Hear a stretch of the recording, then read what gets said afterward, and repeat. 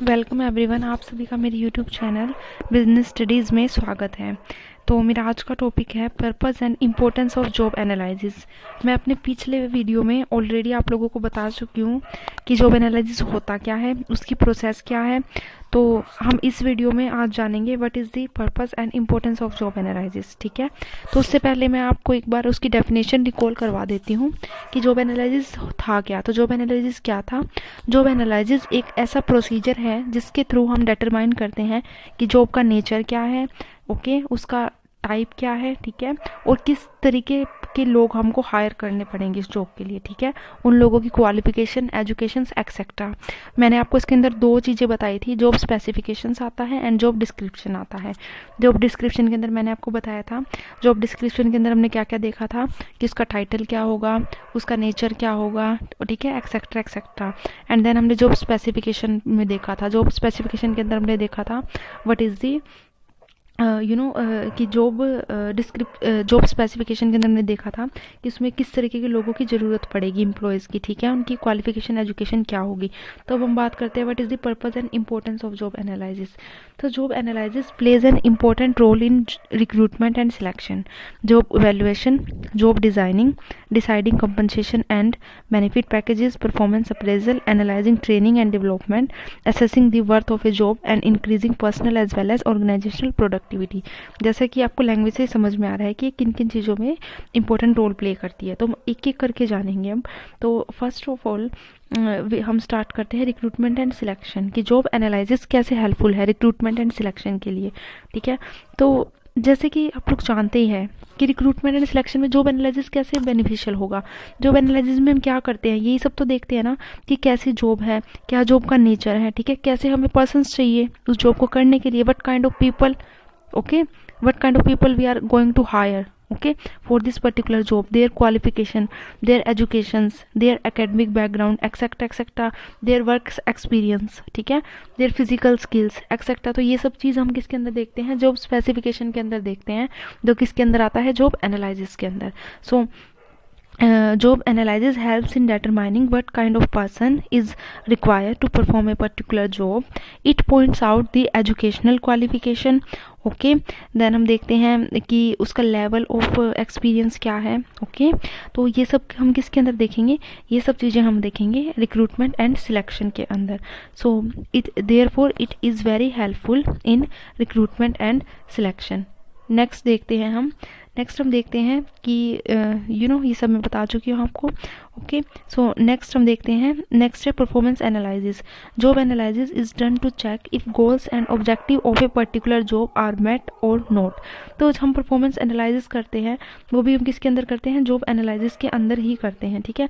तो इसके अंदर हम क्या देखते हैं कि जो हमने गोल सेट किए थे, क्या उससे जो हमारे प्री प्लान गोल थे, क्या वो एक्चुअल परफॉर्मेंस से मिल रहे हैं, नहीं मिल रहे हैं, ठीक है, इसके अंदर हम ये चेक करते हैं।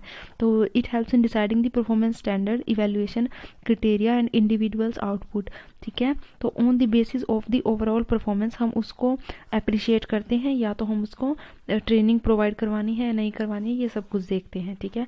नेक्स्ट आता है हमारा training and development. So training and development के अंदर कैसे हेल्पफुल है जॉब एनालिसिस, तो इसके अंदर क्या देखते हैं हम, जैसे कि परफॉर्मेंस एनालिसिस करते हैं तो हमें पता चलता है कि कितना डिफरेंस है एक्सपेक्टेड और एक्चुअल आउटपुट के बीच में, ठीक है।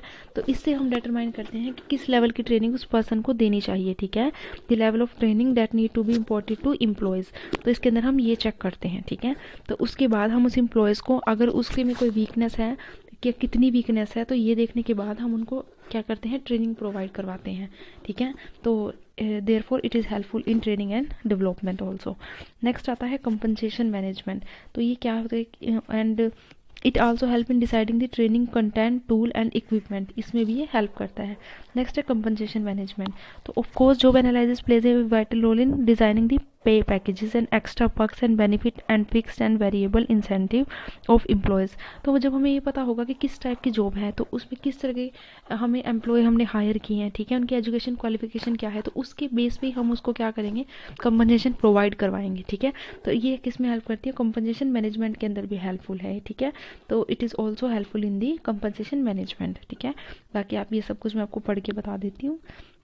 यहाँ तक मैं आपको पढ़ चुकी हूँ। आफ्टर ऑल दी पे packages depend on the position and job title and duties and responsibilities, इस पे ही डिपेंड करता है ये सब कुछ, ठीक है। तो नेक्स्ट हमारा है कि ये और किस चीज़ में हेल्पफुल होती है। नेक्स्ट है हमारा job designing and designing. The main purpose of job analysis is to streamline the human effort and get the best possible output, ठीक है। कि जो ह्यूमन एफर्ट है उससे बेस्ट प्रोडक्टिविटी लेना, ठीक है, कि हम बेस्ट प्रोडक्टिव यूज़ कैसे करें ह्यूमन बींग्स का, जो भी एम्प्लॉयज़ हैं, ठीक है। तो ये designing, redesigning, enriching, evaluating and also cutting back and adding the extra responsibility in a particular job, ठीक है। जैसा कि लैंग्वेज ये समझ में आ रहा है कि इन चीज़ों में भी हेल्पफुल होती है कि किस में से हमें रिस्पॉन्सिबिलिटी काटनी है और किस से हमें ऐड करनी है। नेक्स्ट है सेफ्टी एंड हेल्थ। तो it is also helpful in safety and health में भी हेल्पफुल होती है, ठीक है। जब हमें जॉब का पता होगा कि उसका नेचर कैसा है, तो हम लोग क्या करेंगे, हम उसके अंदर देखेंगे कि हम उनको क्या क्या सेफ्टी प्रोवाइड करवा सकते हैं, ठीक है। जैसे कि कोई केमिकल की फैक्ट्री में काम कर रहा है तो हम उनको पहले से गाइड करेंगे कि आप वहाँ पे क्या है जो कि होती है ना माचिस, उसका यूज ना करें, वहाँ पे लाइटर्स का यूज़ ना करें, क्योंकि वहाँ पे क्या हो सकता है, ब्लास्ट हो सकता है, ठीक है। केमिकल्स के पास जाएँ तो तब भी इन चीज़ों का यूज़ ना करें। तो ये इसमें भी क्या करता है, हेल्प करते हैं, क्योंकि हमें नेचर पता है जॉब का, कैसी जॉब है, तो हम उनको गाइडलाइन प्रोवाइड करवा सकते हैं सेफ्टी एंड हेल्थ से रिलेटेड। नेक्स्ट है आपका तो the management can take corrective measure to minimise the chance of various risk to ensure safety to workers and valid unhealthy conditions. Promotion transfer, तो promotion और transfer में भी helpful है, क्योंकि बेसिकली इफेक्टिव पॉलिसीज़ पे बेस्ड होती है, और वो इफेक्टिव पॉलिसीज़ हम किस में यूज़ करते हैं, प्रमोशन एंड ट्रांसफ़र के अंदर, ठीक है। नेक्स्ट आता है एम्प्लॉयमेंट गाइडेंस। तो job description which in basically carried out on the basis of job analysis help the aspirant to ascertaining the job for which they have the necessary ability and skills. तो इसके अंदर भी help करते हैं, employees को guide करते हैं कि उन्हें किन स्किल्स की ज़रूरत है। नेक्स्ट है लेबर रिलेशन। तो it is also serve as the basis for resolving dispute relating to standard of performance expected of workers, ठीक है, कि किस तरह की परफॉर्मेंस हमें चाहिए उसको भी एनालाइज करने में हेल्प करती है। तो therefore job analysis is one of the most important function of an HR manager और डिपार्टमेंट